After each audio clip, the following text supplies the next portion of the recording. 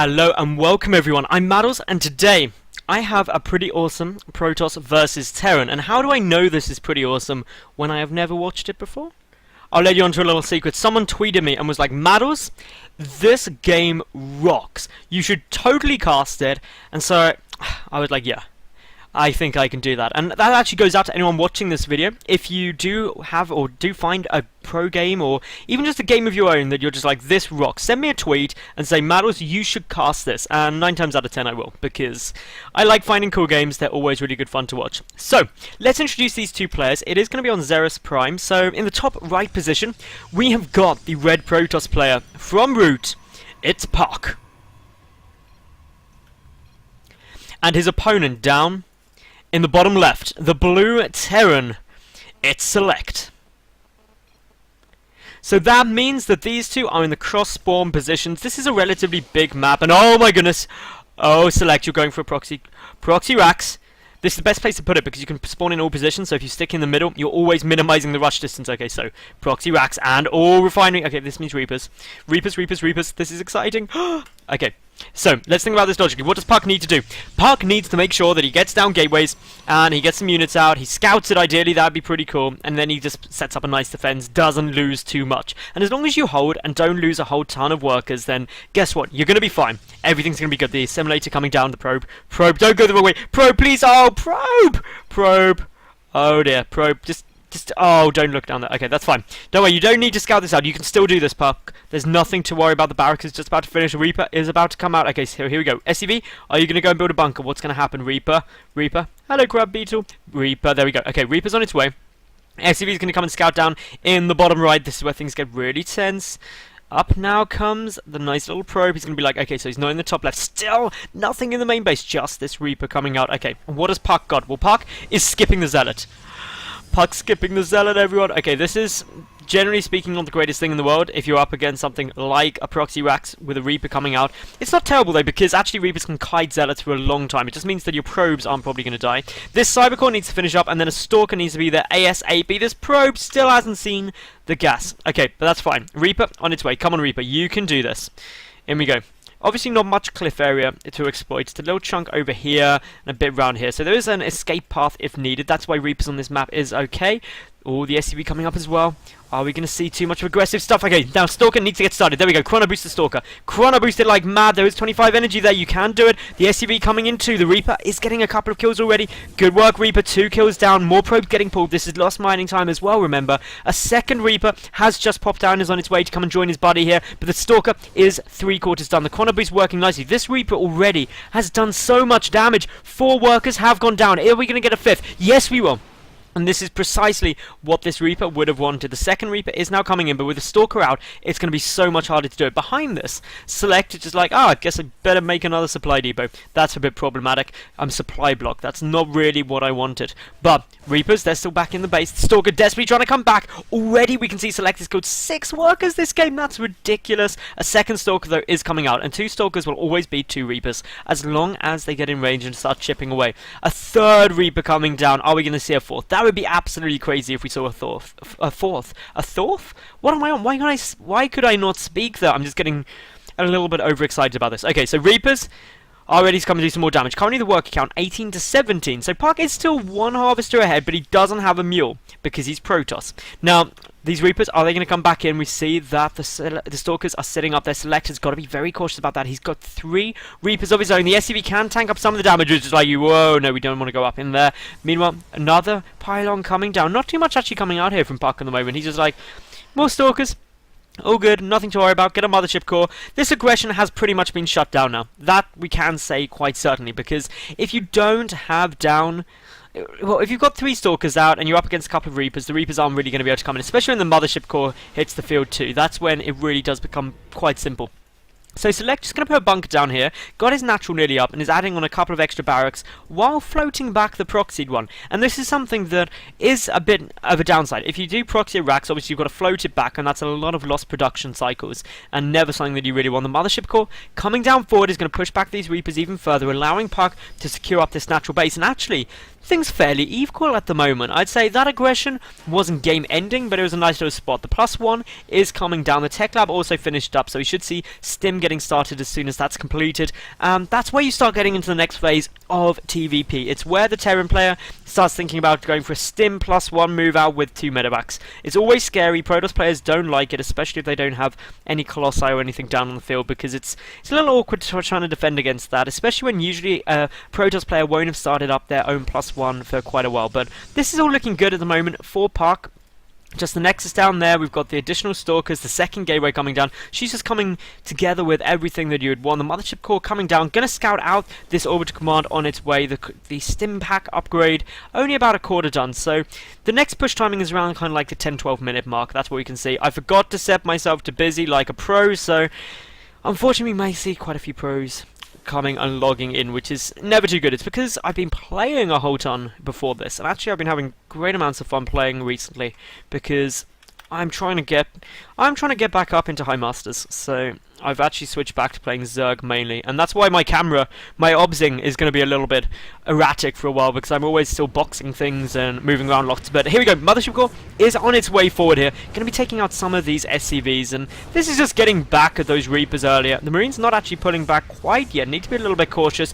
Ooh, 2 kills on this Mothership Core already, but with these additional Marines, will be forced back. +1 is nearly finished, only 15 seconds away. Stim not too far away either. Interestingly, the first starport is not even yet started, so that means that the medevacs will be a little bit later than Stim Pack is done, but that's not a huge issue. We've got the 3rd and 4th gas being taken here by puCK. She's got 3 additional gateways, the double forge coming down, and that robotics facility, but the robo, for the time being, has just been made to get out this observer to come and get some scouting information. The Mothership Core is going to mass recall back home in order to make sure that it stays alive, banks up some more energy, and is generally looking all fine and dandy.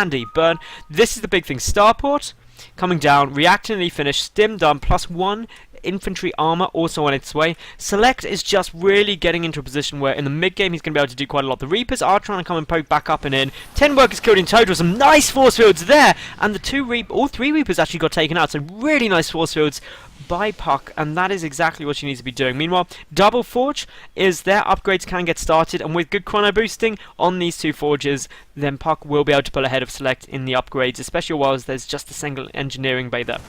So that's the important things to keep note of, those rocks getting taken out, because of course you don't want to accidentally click on them or something. The Mothership Core still just happily sitting around. A 3rd Nexus is going to be taken here. You can see that because the probe started moving out. That's how I knew that was coming down. A scan is on its way. Where is the scan going? Just coming here to pick off the observer, so that's always good to see when the observer gets taken out. There is another one making its way across the map, but you've got to be a little bit cautious keeping those observers up, because you want to know about a Terran's movements. The robotics bay is also on its way, and we've got an Immortal on its way forward, and the Immortal's actually rallied across the map, so hopefully puCK will realise that. This 3rd getting secured quite nicely. We do have a 3rd command center also half done here, but this push moving across the map now will have concussive shell and combat shield when it hits. These 2 medevacs can really help it out, and +1 combat armor will be done too. So when you start looking at all of this, you're in a really nice spot. The observer gets a great spot out on it though, and that actually means the puCK can try and get in a good defensive position, but there's not too much here, and that's going to be the little problematic thing, because with only that 1 Immortal, there's only 2 Marauders there. The Stalker count is going to be okay, but it's the Stim and 1-1 upgrades. 1-1 is not yet done for puCK, so in terms of defense, he's got to have a nice attack. A great move! Hallucinating that Colossus, so smart! That is forcing... Wow!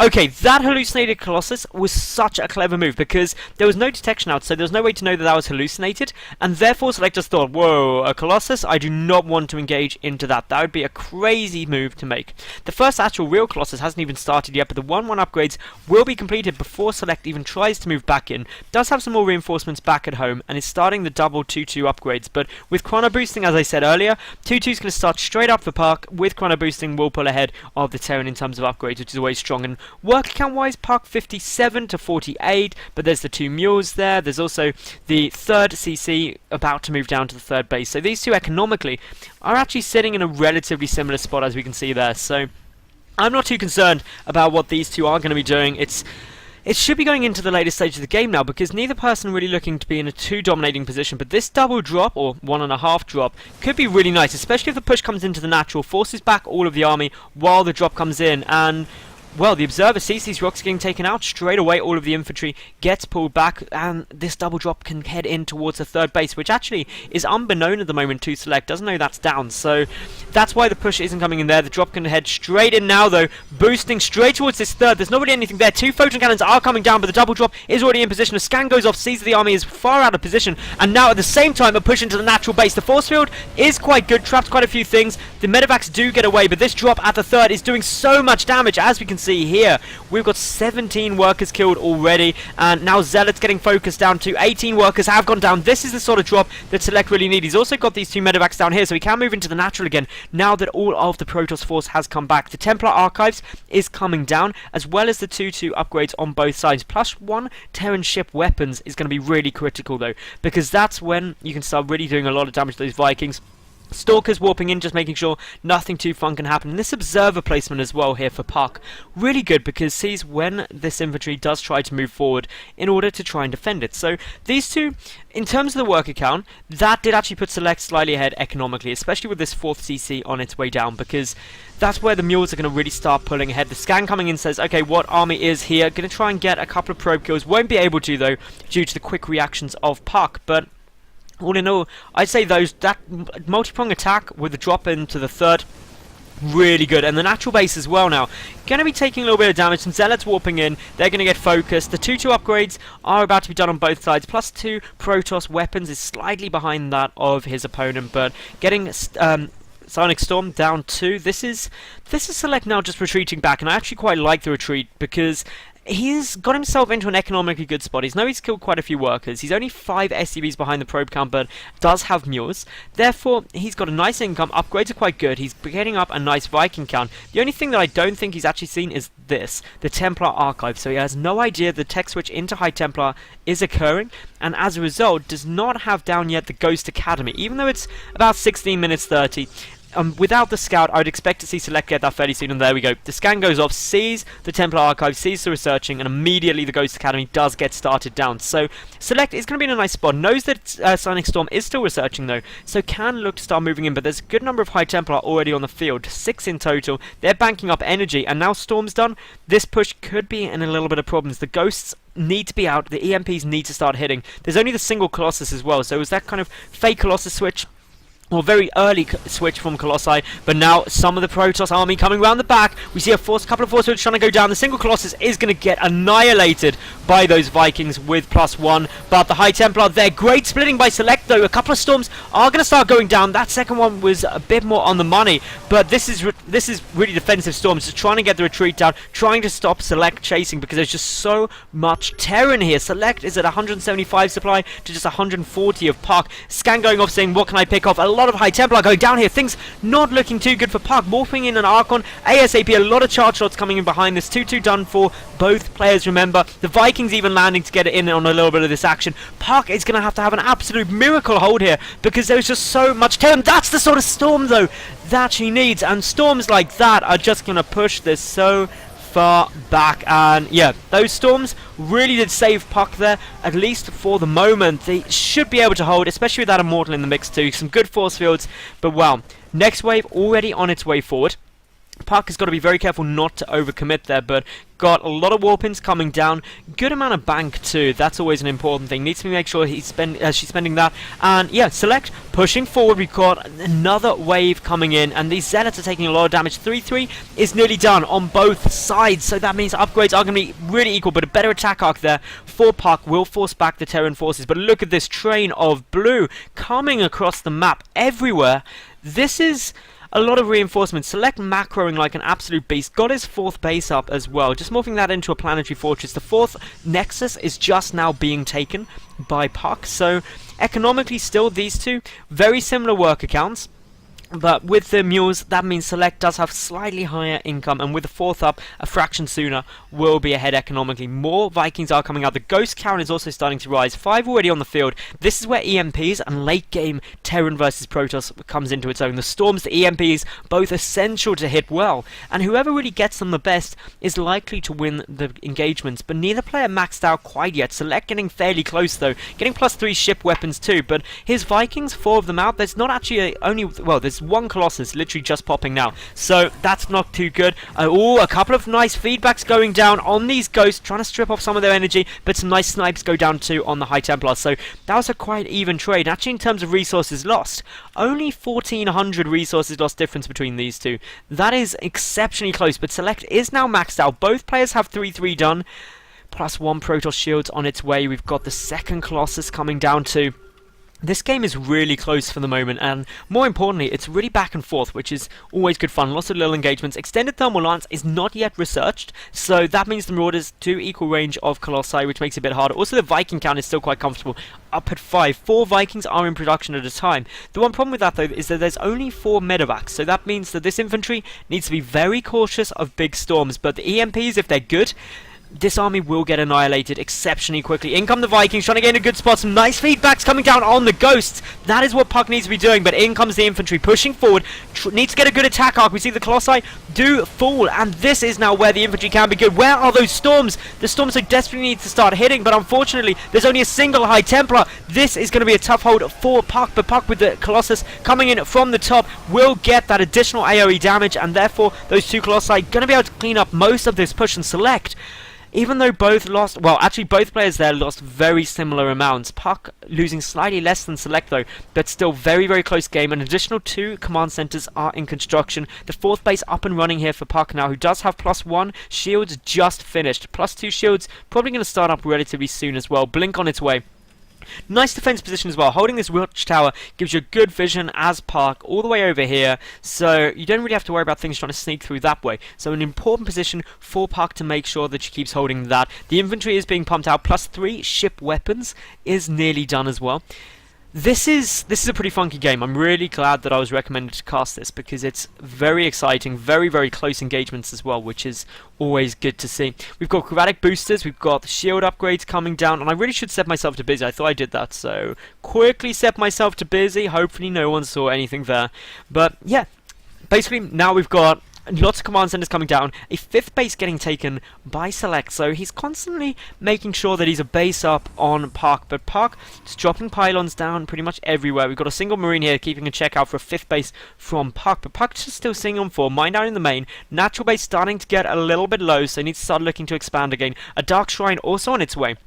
And actually this Dark Shrine is a really smart move because that's when you can go for some little DT harass, but as we see, missile turret, no missile turret, and missile turret. So this is a really good move. I don't even think the Dark Shrine was spotted. It's just a bit of a blind move there by SeleCT, making sure that, okay, I've got to make sure that I'm safe later game. But for the first time in this game, puCK actually ahead in the supply count, and that is something that is going to be really beneficial for her, because now all these engagements are going to be really nice, because previously the Protoss player has been engaging with less army. Terran building armor is even coming down here. That is when you know that this game is going on a bit. If we see Neo Steel Frame, that's when things get insanely funky. puCK taking this 5th base, so both players going to be up on 5 bases soon. Another planetary fortress there, more orbital commands as well. SeleCT needs to start looking to actually lower down the SCV count.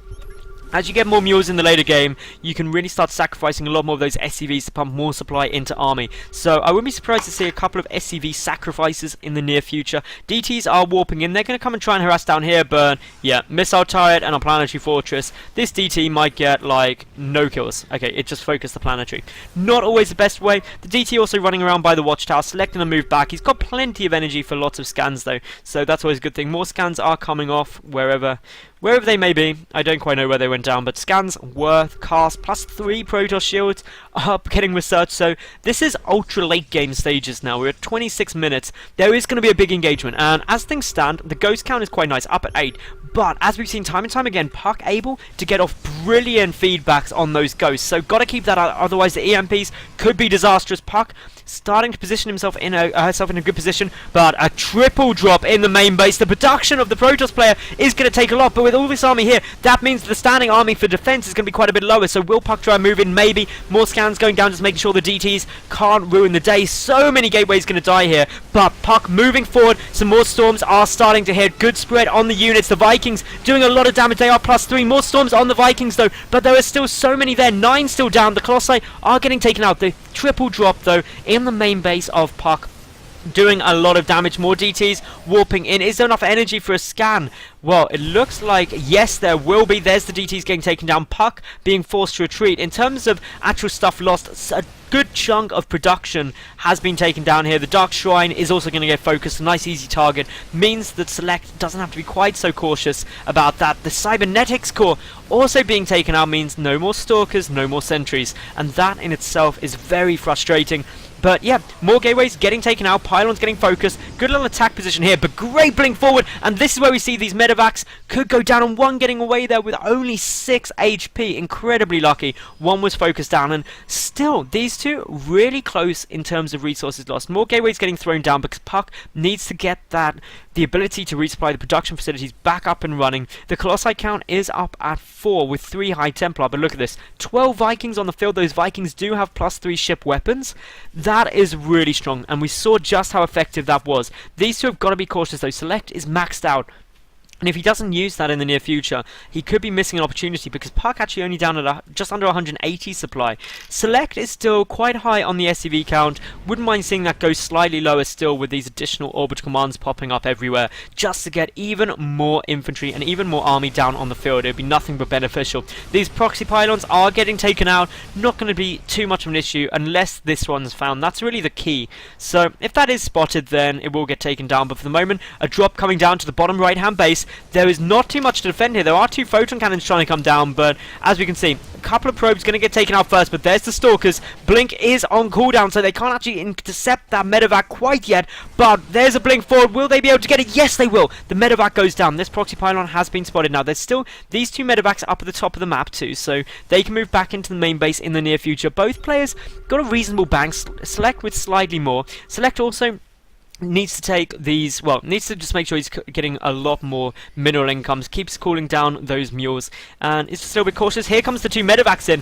One got taken out there. That means that there's only a handful of units here, and most of it is nearly dead already, so this Zealot should be able to clean it up. The Stalker will finish off the medevac, and that is the end of that triple drop that caused so much problems, and oh my goodness, we've got a nuke, ladies and gentlemen. Hopefully this gets used, because very few things are as exciting as a nuke, in my opinion. We've got the second Ghost Academy coming down, so this is a commitment to more and more of them. SeleCT is doing everything he can to try and get in a good spot. He is 10 supply behind his opponent for the time being, but he's also 10 workers behind, so actually their standing army nearly identical. More scans coming off, taking a look at the army composition. We can see that there are 7 High Templar out now, but these Vikings just doing so much damage to those Colossi. A couple of EMPs going off here. That is never what you want to see as a Protoss player. puCK forced to retreat back away from this Terran force. Things looking all very scary. More bases getting taken just everywhere for SeleCT at the moment. puCK taking this bottom right-hand base.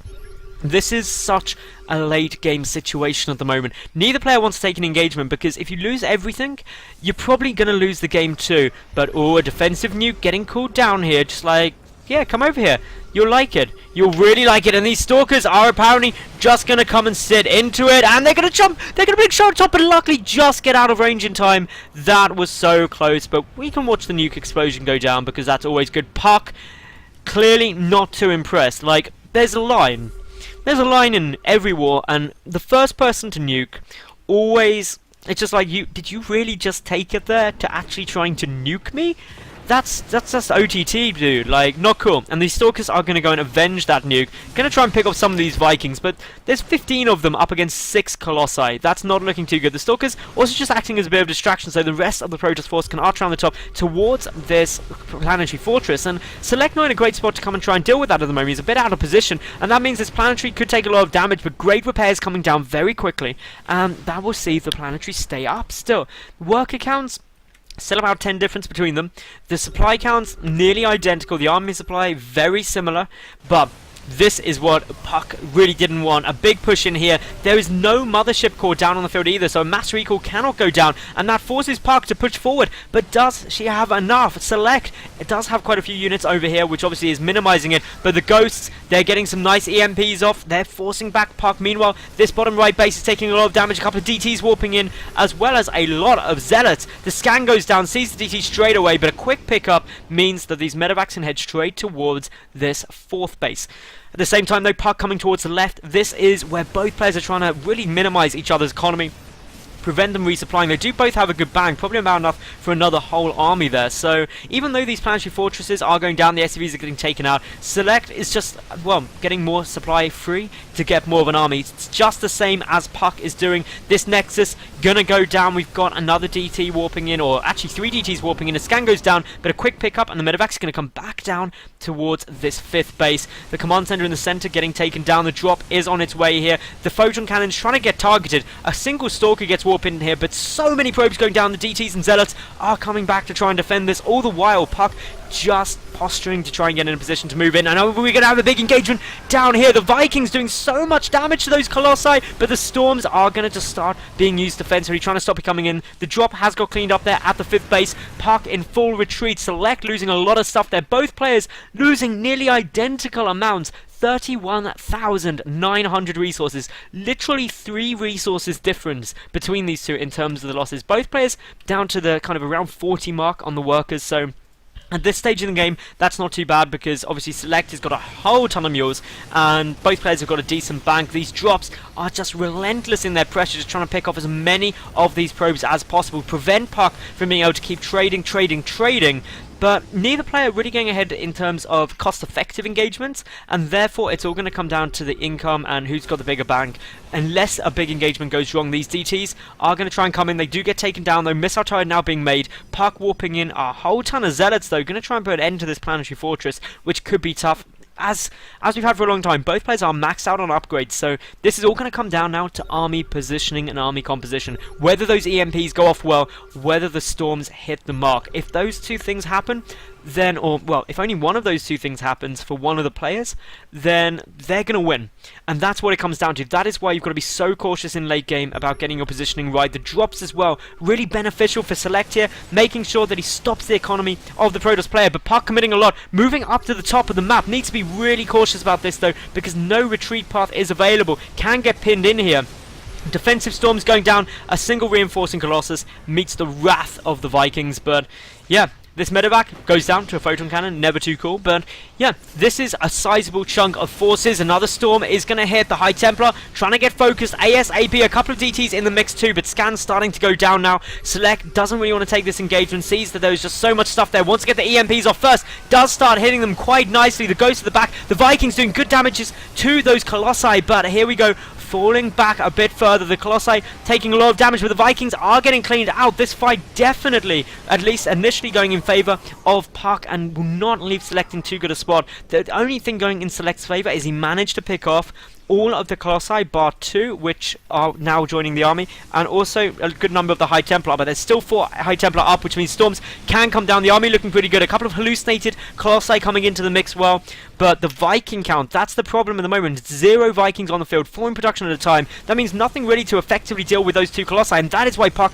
is being so aggressive. At the same time though, SeleCT about to move into these bottom right bases with his whole army, bar the reinforcements, so a good 2/3, 3/4 of the Terran force just pushing straight in here. The scans going down to get vision of those Dark Templar, but the Nexus is going to fall. This bottom right base is probably going to get taken as well. puCK desperately trying to get back to come and defend this, but just not likely to be able to get back in time. A lot of production facilities are going to be going down. This is right to the wire. These two close in supply. The damage being done here by SeleCT could be massive though, taking out all of the mining bases in one fell swoop. A lot of the production facilities as well, and puCK is broke. And if we also look, puCK has got 0 income at the moment. That is such an advantage to SeleCT, but SeleCT is also broke. If he loses too much of his army, he is not going to be in a comfortable spot. He does not have many mining bases around, lifts up a lot of this infantry and boosts on out of there. One medevac getting away with just 9 health. That is ridiculously close to the mark. More stalkers warping in. Neither player